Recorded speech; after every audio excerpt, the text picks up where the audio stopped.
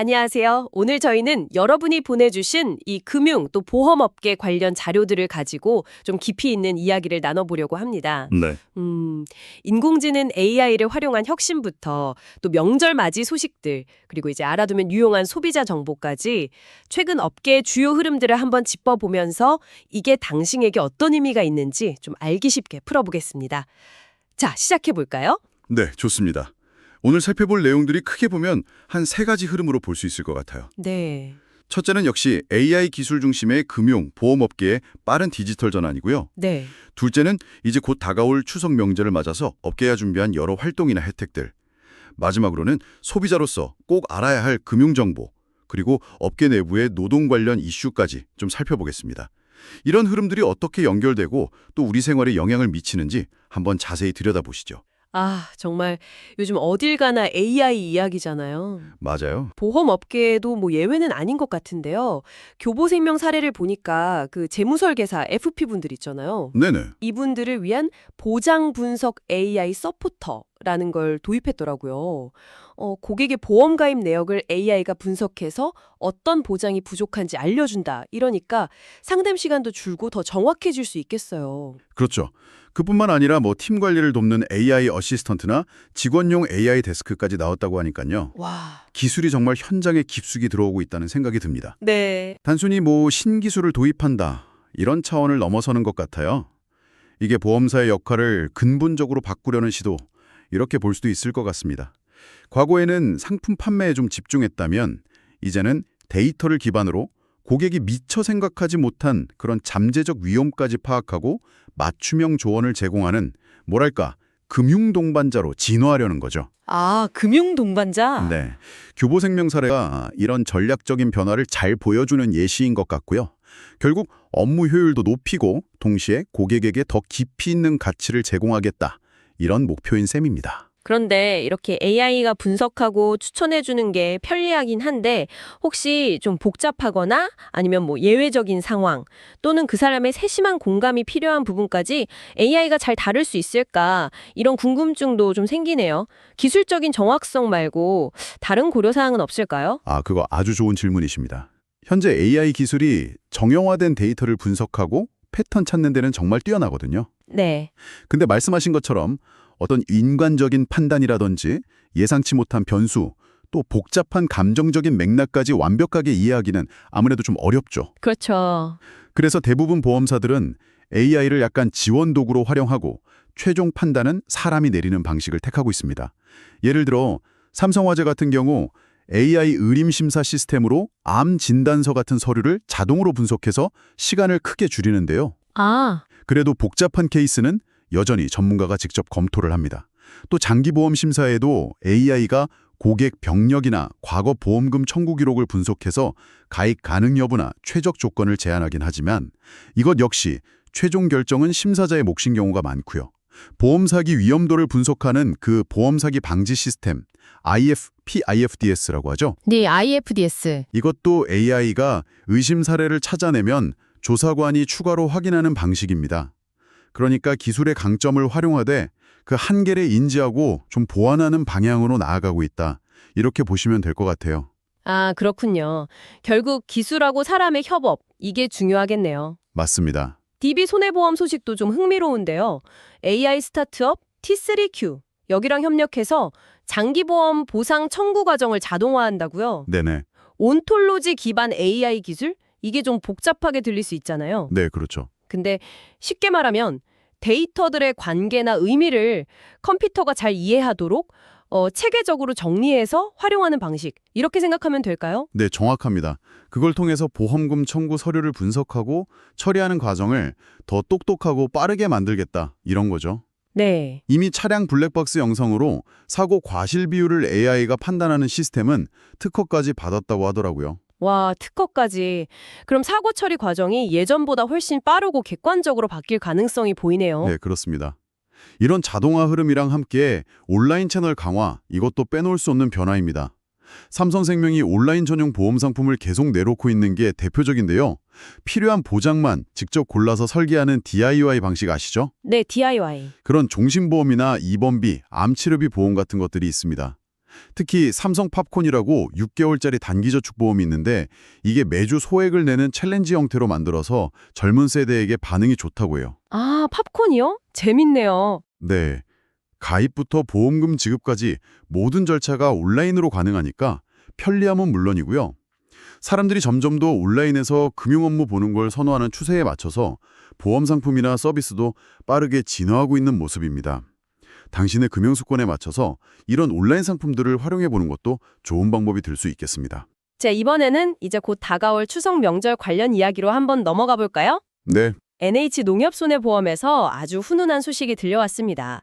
추석을 맞아서 경제적으로 좀 어려움을 겪는 300가구에 김치, 과일, 참기름 같은 명절 음식을 담은 꾸러미를 임직원들이 직접 포장하고 전달했다고 해요. 아, 직접요? 네. 단순히 물품 지원을 넘어서 직접 참여했다는 점에서 의미가 더 깊은 것 같아요. 이전에도 미용모 지원이나 쌀 나눔 같은 활동을 꾸준히 해왔고 4년 연속으로 지역사회 공헌 인정제 기업으로 선정되기도 했다니 꾸준함이 정말 돋보입니다. 명절을 맞아서 이웃에게 온기를 나누는 모습 보기 좋네요. 네, 이런 따뜻한 사회 공헌 활동도 참 의미 있지만 명절 기간에 소비자들이 실질적으로 누릴 수 있는 혜택들, 이것도 잘 챙기시는 게 중요합니다. 아, 그쵸. 혜택. 추석 연휴에는 아무래도 장거리 운전하시는 분들 많으실 텐데요. 여러 손해보험사에서 타이어 공기압이나 각종 오일류 점검 같은 거 한 20가지 넘는 항목을 무료로 점검해주는 서비스를 제공합니다. 오, 무료 점검이요? 네, 출발 전에 미리 점검받으면 안전운전에 큰 도움이 되겠죠. 또 삼성카드나 KB국민카드 같은 카드사들은 전통시장이나 대형마트에서 명절 선물 구입할 때 할인 혜택이나 상품권을 주는 이벤트도 진행하고요. 소상공인을 돕기 위한 친환경 장바구니 지원이나 온라인 판로 지원 같은 프로그램도 있고요. 명절을 앞두고 이런 정보들을 미리 확인하셔서 안전하고 또 알뜰하게 보내는데 활용하시면 좋겠습니다. 와, 정말 유용한 정보들이네요. 자, 그럼 이제 당신의 안전과 편의에 직접적으로 도움이 될 만한 정보들, 이걸 좀 더 자세히 살펴보겠습니다. 추석 귀성길에 혹시 다른 사람이 당신 차를 운전할 계획이 있다. 그러면 자동차 보험의 운전자 범위를 반드시 확인해야 합니다. 이게 생각보다 놓치기 쉬운데요. 맞아요. 중요하죠. 만약에 운전 자격 없는 사람이 운전하다 사고 나면 보상을 못 받을 수도 있거든요. 큰일 나죠. 네, 필요하다면 출발 전에 단기 운전자 확대 특약 이거 꼭 가입하는 게 안전합니다. 보통 하루 단위로 가입할 수 있으니까 부담도 적고요. 그리고 만약에 사고가 발생했다 그러면 당황하지 마시고 우선 비상등 켜고 트렁크 열어서 후방 차량의 사고 상황 알리고 그다음에 탑승자 모두 가드레일 바깥 같은 안전한 곳으로 신속하게 대피하는 거. 이게 가장 중요합니다. 네, 그렇죠. 대피가 우선이죠. 그 후에 보험사에 연락하거나 고속도로라면 한국도로공사의 긴급 무료 견인 서비스 이것도 이용할 수 있다는 점 기억해 두세요. 아, 그리고 명절에 급하게 신고 필요하거나 현금 인출해야 할 때 있잖아요. 네, 그럴 때 있죠. 일부 고속도로 휴게소에 은행 이동 점포가 운영된다고 하니까 참고하시면 편리하겠습니다. 맞습니다. 이런 안전운전 수칙이랑 더불어서 토스인슈어런스에서 제시한 추석 연휴 대비 5가지 보험 체크 포인트, 이것도 좀 눈여겨볼 만합니다. 아, 5가지요? 어떤 건가요? 첫째는 명절 인사 문자를 위장한 스미싱 같은 디지털 금융범죄 대비예요. 의심스러운 링크는 절대 누르시면 안 되고요. 스미싱 조심해야죠. 둘째는 장기간 집을 비울 경우에 발생할 수 있는 화재나 도난 위험. 관련 보험이 있다면 보장 내용을 확인해 보는 게 좋겠죠. 셋째는 명절 음식 준비하다가 화상 입거나 다치는 사고, 상해보험 관련 내용을 점검해 볼 수 있겠고요.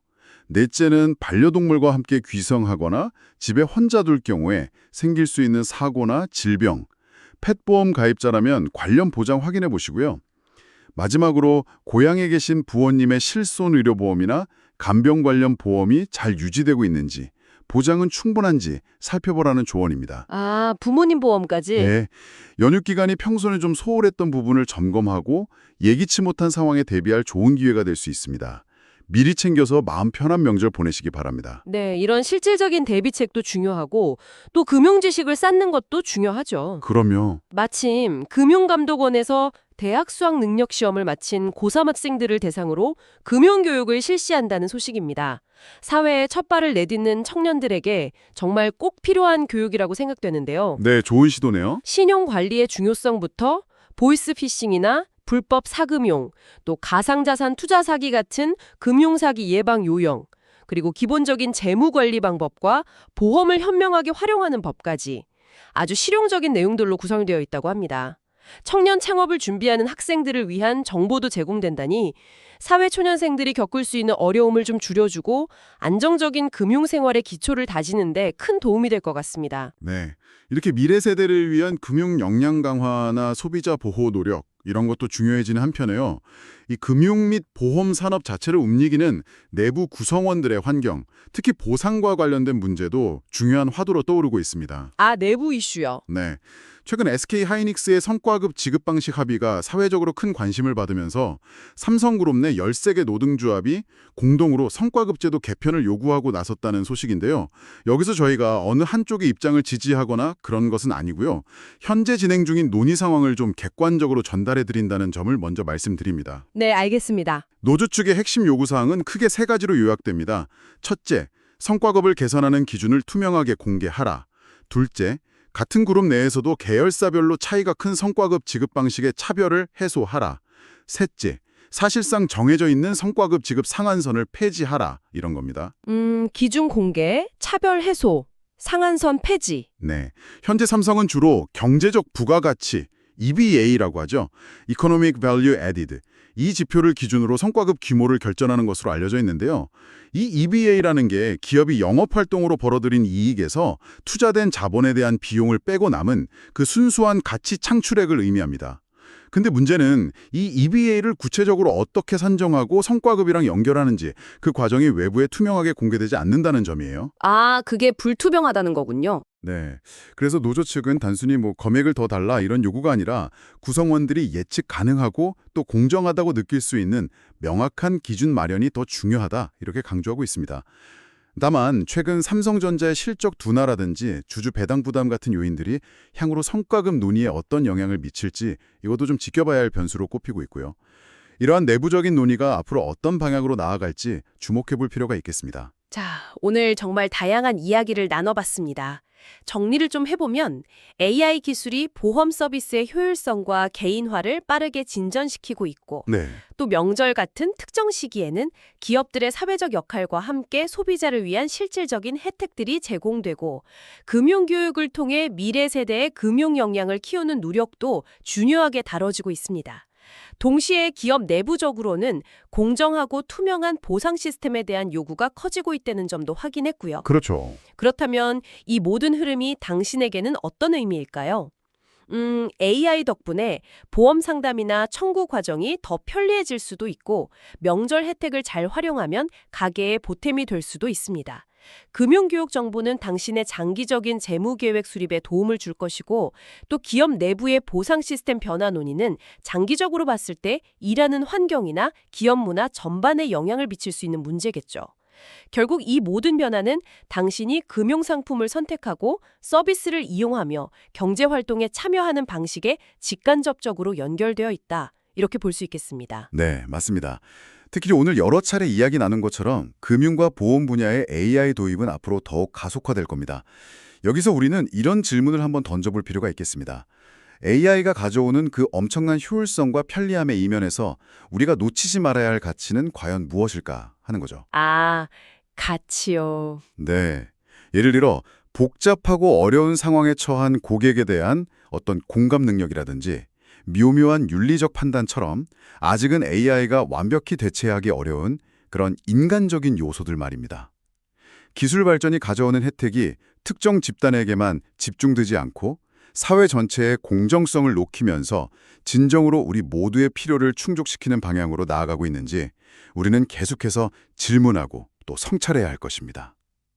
당신은 이 기술 발전과 인간적 가치 사이의 균형에 대해 어떻게 생각하시나요? 한 번쯤 깊이 고민해 볼 만한 질문인 것 같습니다. 네, 오늘 정말 의미 있는 질문을 던져주셨네요.